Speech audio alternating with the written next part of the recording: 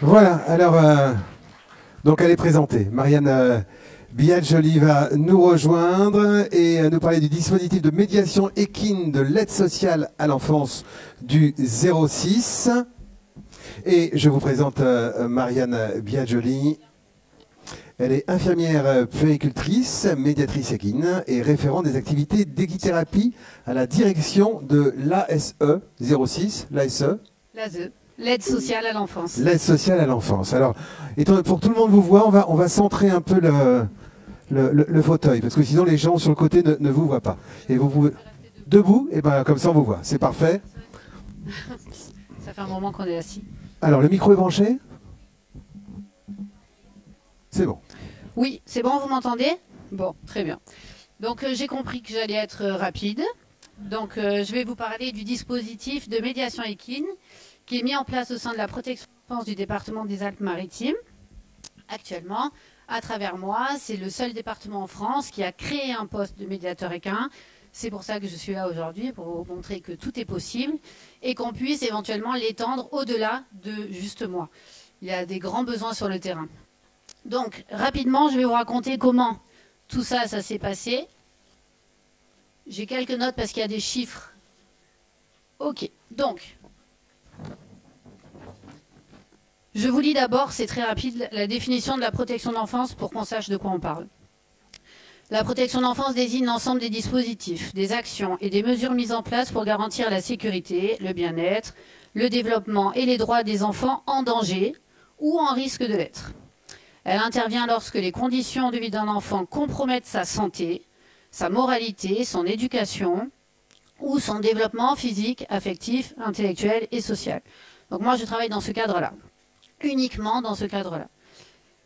Elle repose sur 3 grands principes. Donc 1, prévenir les situations de danger. Là, j'y suis pas. J'y suis dans intervenir pour protéger l'enfant lorsqu'il est en danger. Maltraitance, négligence, violence. Quand on intervient, en général, il y a un juge des enfants qui ordonne un placement quand l'enfant est en danger. Et donc, quand les enfants sont confiés au département des Alpes-Maritimes, ils se mettent à pouvoir bénéficier de l'accompagnement que je propose. Accompagner les familles afin de restaurer un environnement favorable à l'enfant, c'est le 3e axe. Ça, on est dans l'après. Et il m'arrive d'accompagner des enfants avec leurs parents pour favoriser des retours à domicile. En France, cette mission relève principalement de l'aide sociale à l'enfance, ASE, sous la responsabilité des départements. Donc ce sont vraiment les départements qui sont responsables des enfants qui sont placés. Mais il implique aussi les services de justice, évidemment, puisque ce sont les juges qui décident du placement des enfants et personne d'autre. Des services d'éducation, de santé et des associations. Donc, ça, le cadre est posé. Vous me poserez après des questions si vous en avez besoin. Dans le 06, combien y a-t-il d'enfants confiés? 1514, uniquement dans le 06. 744 vivent en structure, MEX, foyer de l'enfance, pouponnière, autres. 527 sont accueillis en famille d'accueil, donc chez des assistants familiaux. 243 sont en placement à domicile. Ils sont placés, ordonnance de justice, mais vivent encore au domicile avec les parents, sous des contraintes d'éducateurs, de visites régulières et d'accompagnement. Quel est le budget? On va parler d'argent tout de suite, de la protection de l'enfance. Dans les Alpes-Maritimes, le budget, c'est 133 millions d'euros par an. Ça, c'est le budget 2024. Donc, dans ce budget protection d'enfance, 104 millions d'euros est destiné au placement des enfants, 20 millions de prévention. Et après, on a des frais annexes, accompagnement social, frais généraux, autres actions. C'est pour vous donner un petit peu l'échelle de l'enveloppe globale de c'est quoi, qu'est-ce que ça représente la protection de l'enfance. Alors, moi, qui je suis? Eh bien, une infirmière puéricultrice, diplômée en 2005. J'ai travaillé à l'hôpital, j'ai travaillé en crèche, j'ai travaillé en PMI. Et quand je suis arrivée en PMI, protection maternelle et infantile, j'ai découvert la réalité du monde des enfants placés, leurs besoins, leurs souffrances, leurs troubles. Et je suis cavalière depuis toujours. Et là, j'ai dit, c'est eux. Enfin, il faut vraiment que j'amène voir les poneys, ces enfants. Donc, le projet est né. C'était que le début. Donc, fin 2017, j'ai l'entretien d'évaluation annuel avec ma chef et je lui parle de ce projet. Elle rigole beaucoup, aucune crédibilité à tout ça. Elle le note à peine sur la ligne de mes demandes. Donc, en résumé, il y a 3 entretiens d'évaluation complètement infructueux où personne ne m'écoute. Certains de mes collègues assistants sociaux ou éduques me disent « Non mais Marianne, ça serait trop bien, il faut que tu le fasses. » Oui, mais qui et quoi et comment? Personne ne veut de moi. Personne ne m'écoute. Fin 2019, c'est la 3e porte que je prends, j'en ai marre. Et la Fédération française d'équitation ouvre cette formation de médiateur avec les équidés. Là, je lis le programme et je dis c'est ça. Elle répond en tout point à mes attentes. Je veux faire cette formation. Et donc, je m'y engage toute seule, sans le soutien de mon département.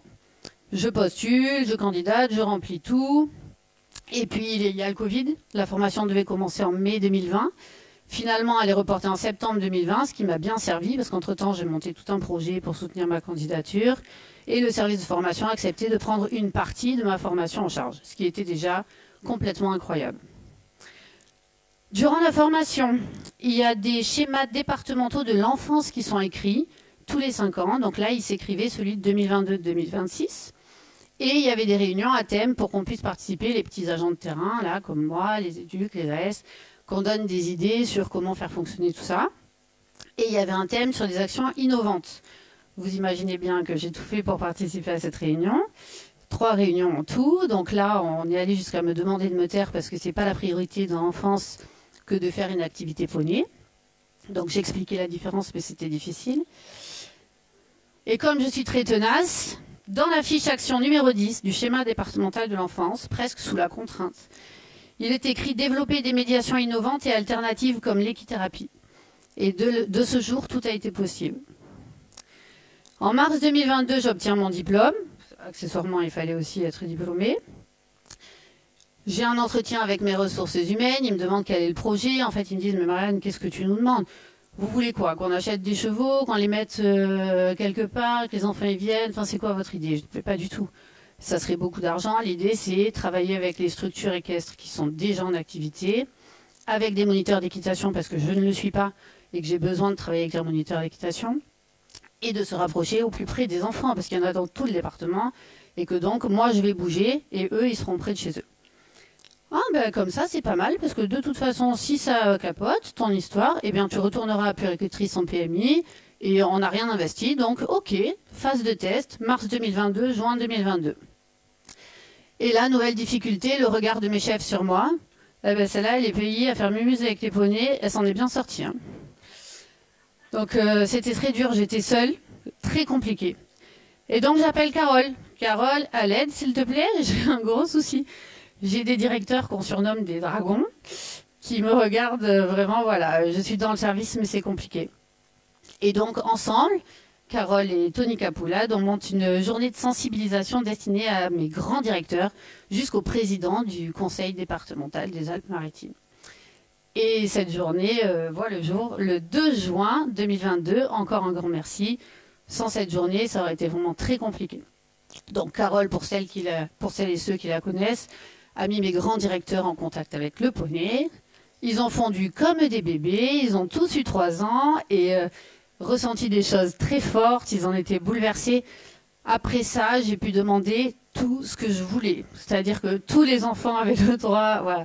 Donc c'est important, voilà, toutes les dynamiques, c'était énorme. Hein. Donc le matin, les directeurs, l'après-midi, les professionnels de terrain. C'était magique, quoi. Voilà, vraiment une toute autre dynamique avec les éducs et les AS de terrain, parce que c'est des gens beaucoup plus concrets, là, qui venaient là avec beaucoup d'humilité au contact du poney. Ce qui se passait, c'était très beau. Le matin, on avait eu des directeurs remplis de charges émotionnelles parce qu'ils ont à gérer tellement de stress. Et on a vu des chevaux se mettre mais vraiment en satellite, en folie autour des... et là, des moments de « Waouh, Carole, on fait comment pour calmer tout le monde ?» Enfin voilà, des grands moments qui sont restés dans l'esprit, encore aujourd'hui, 3 ans plus tard, hein, dans l'esprit de tout le monde. Donc c'est important quand on met en place un projet, de faire vivre aux gens, de parler la même langue. Parce que moi, tant que je parlais de médiation avec les poneys, ils ne savaient pas c'est quoi les poneys, qu'est-ce que tu vas faire avec les enfants, Marianne? Enfin, t'es puère, on comprend pas. Et une fois qu'ils sont venus, ça a été beaucoup plus facile.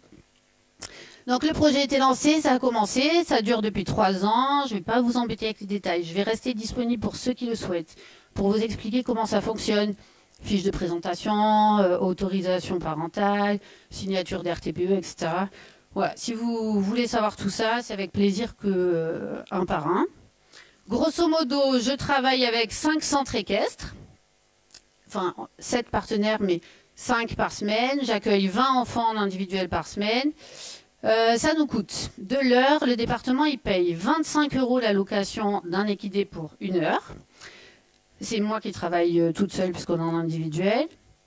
À ce prix-là, on demande la présence d'un moniteur sur site, toujours. Je ne veux pas travailler toute seule dans une structure. C'est une question de législation, de cadre juridique.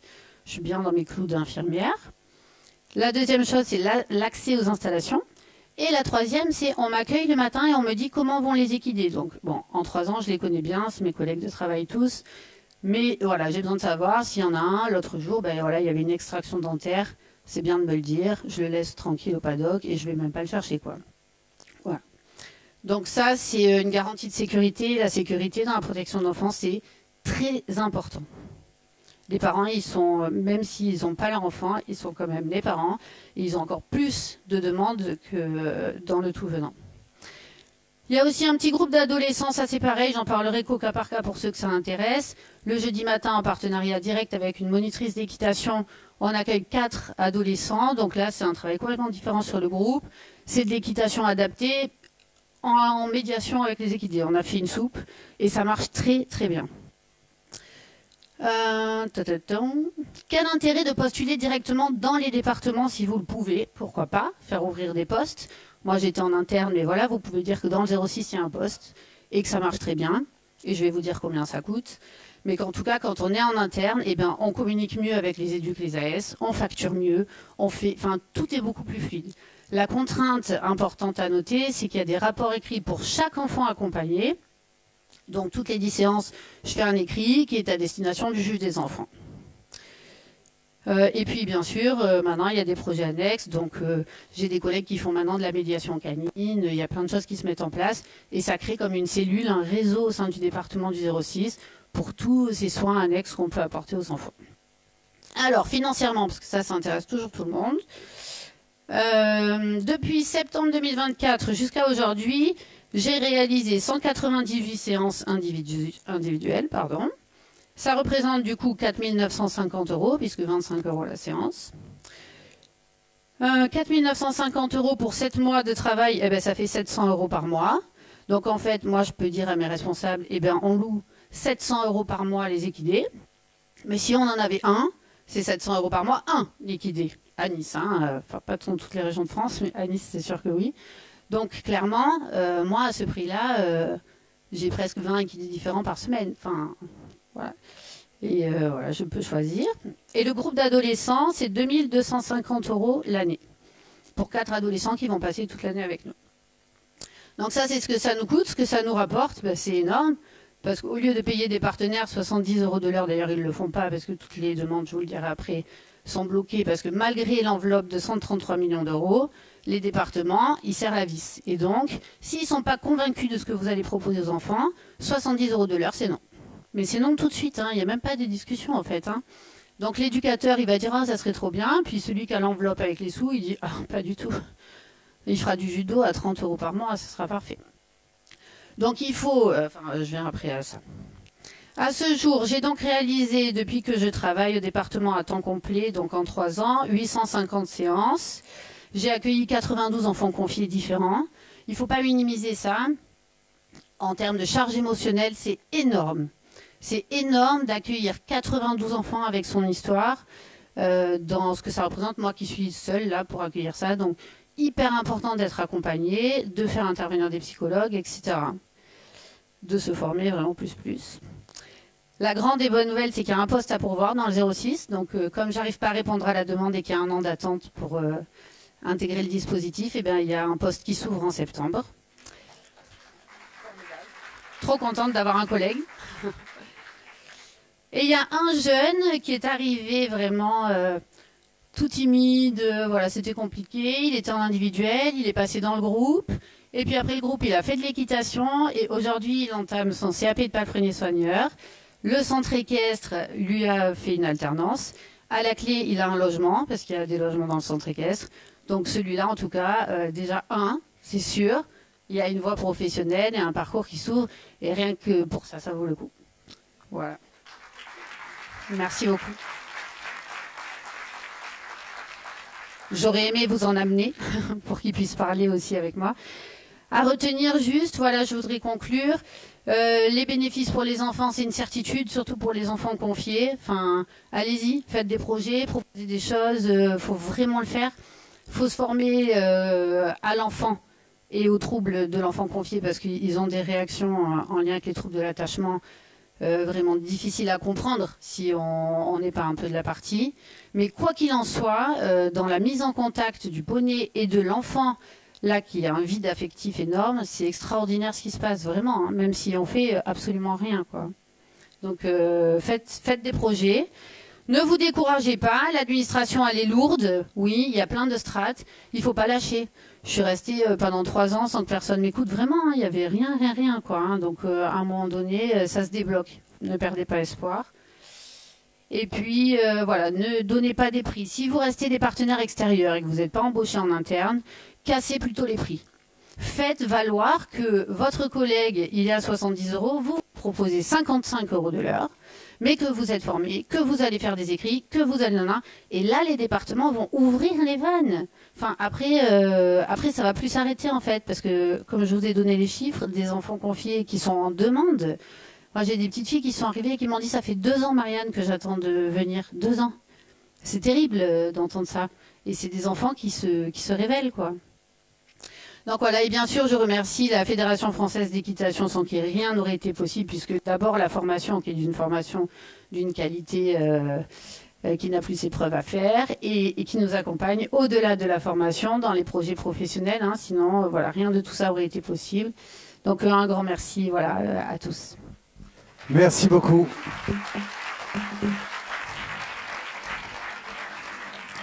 Là, après Marianne, Carole, ta formation est complète pendant les 3 prochaines années.